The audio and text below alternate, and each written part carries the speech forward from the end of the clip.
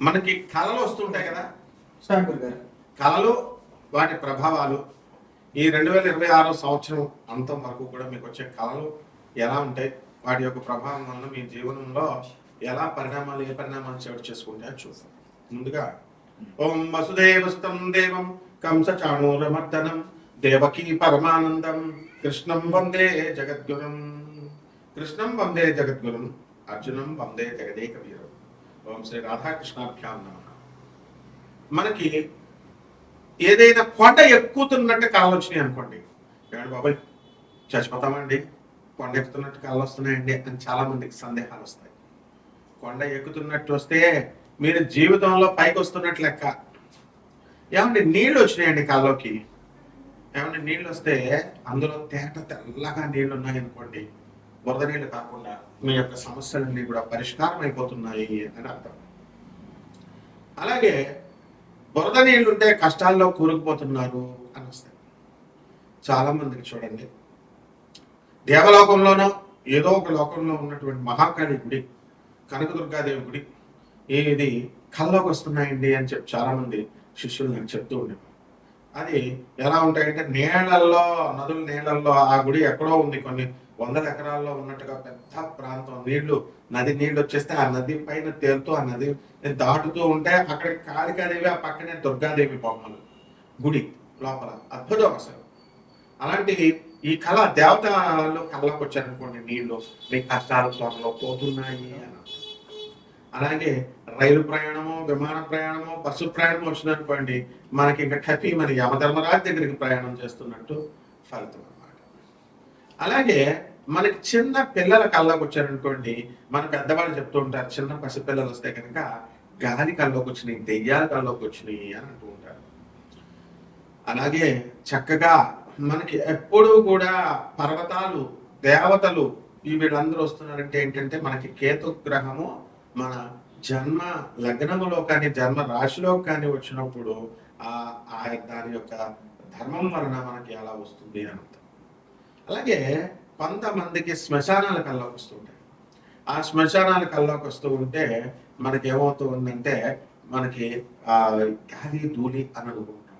అది చెడ్డో తెలీదు, శ్మశానం కల్లోకి వస్తే మంచో తెలియదు, భయం వేస్తుంది ఒక పక్క నుంచి. అంటే శివుడు శవం కల్లోకి వస్తుంది, శివుడు అనమాట. మరుభూమి కైలాసం కల్లోకి వచ్చినంత గొప్ప అనమాట. అటువంటి అప్పుడు మనం ఏం చేయాలండి అంటే నిద్ర లేచి టపిమని మంచి కాలు వస్తున్నప్పుడు మనం సాధన చేయాలి, జపాలు చేయాలి. లేచి చక్కగా జపాలు చేసినప్పుడు మనకి బ్రహ్మాండంగా ఉంటుంది.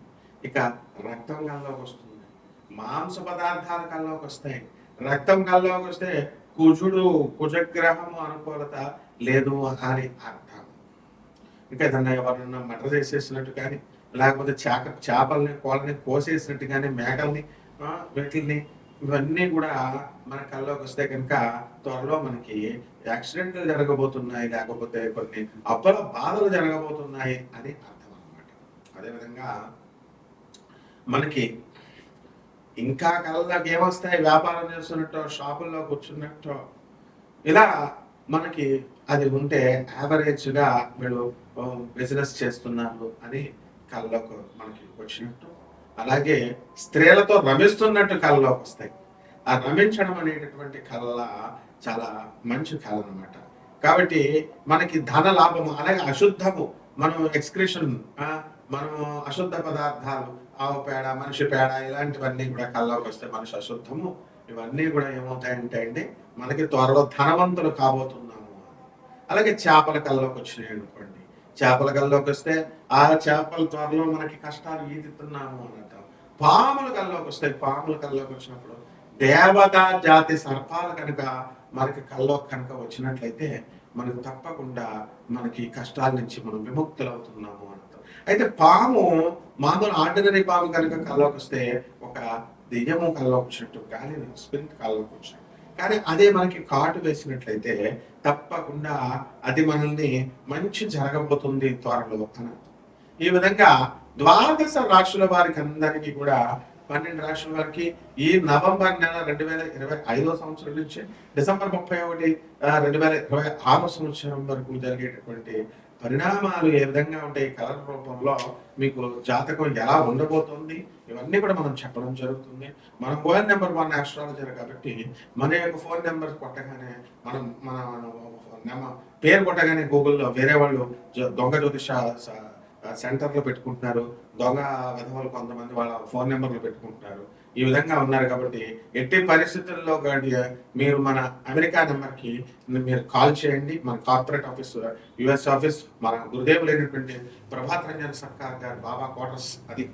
తర్వాత ఆల్ ఇండియాలో మొత్తం 300 బ్రాంచీలు, 600 సెంటర్లలో 200 దేశాల పైగా ఉన్నటువంటి ఆనంద్ మార్గ ఆశ్రమం బాబా క్వార్టర్స్ అది. దాని గురుదేవుల యొక్క అనుగ్రహము మనకి ఉంది కాబట్టి మీ అందరికీ అది రావాలని చెప్పి నాసా రిపోర్ట్స్ ఆధారంగా చేసుకొని, అలాగే మనము ఈ యొక్క టైమ్ లైన్ ఫ్యాక్చర్ అండ్ జీపీఎస్ సిస్టమ్తో ట్రాకింగ్ చేస్తూ మనము ఈ యొక్క జాతకాలు జీపీఎస్ సిస్టమ్తో జాతకాలు చెప్పడం జరిగింది.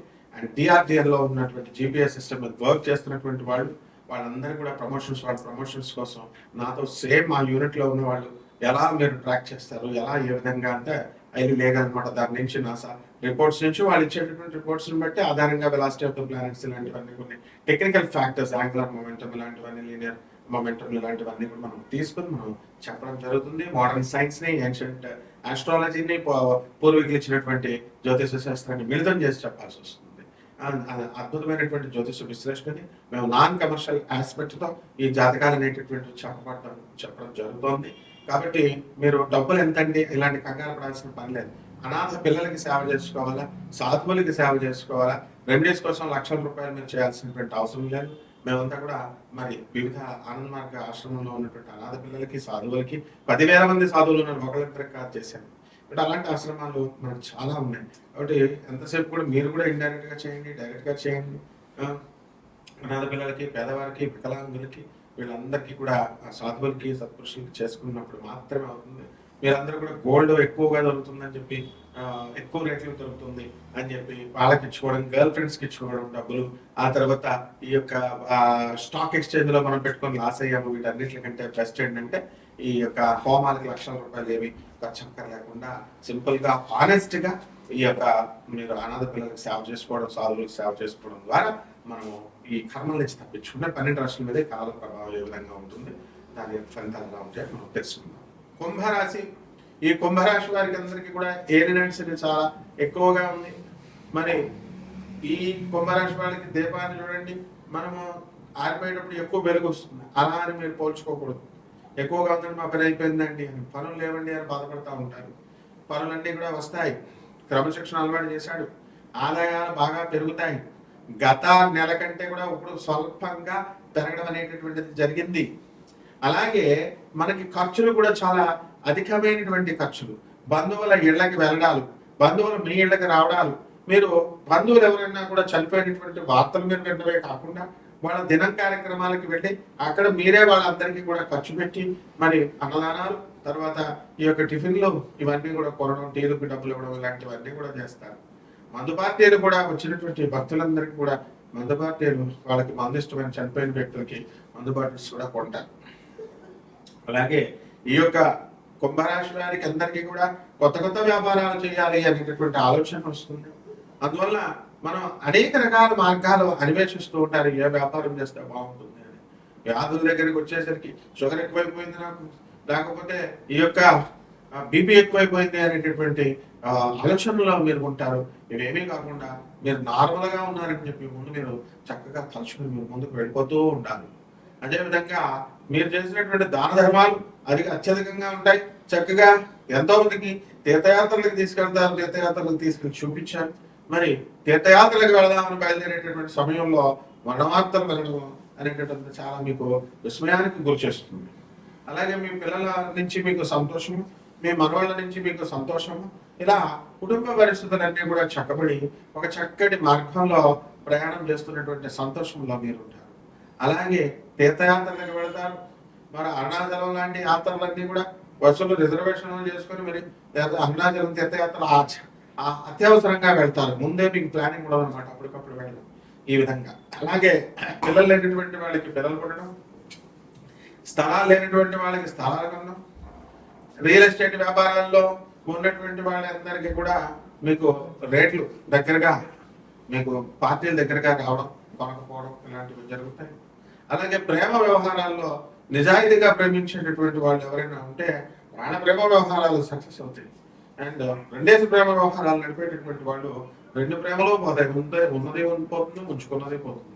కాబట్టి ఇంకేం పరిహారాలు మనం తెలుసుకుందామో చూద్దాం. ఈ రాశి వారు మనకు వచ్చినటువంటి కాలాన్ని క్రోడీకరించిన తర్వాత రావి చెట్టు చుట్టూ తిరుగుతూ పగలు 6 గంటల సూర్యోదయం అయిన తర్వాత నుంచి మళ్ళీ సూర్యాస్తమం 5:30 లోపల మాత్రమే ఓం శనీశ్వరాయ నమః అంటూ రావి చెట్టు చుట్టూ ప్రదక్షిణ చేయాలి.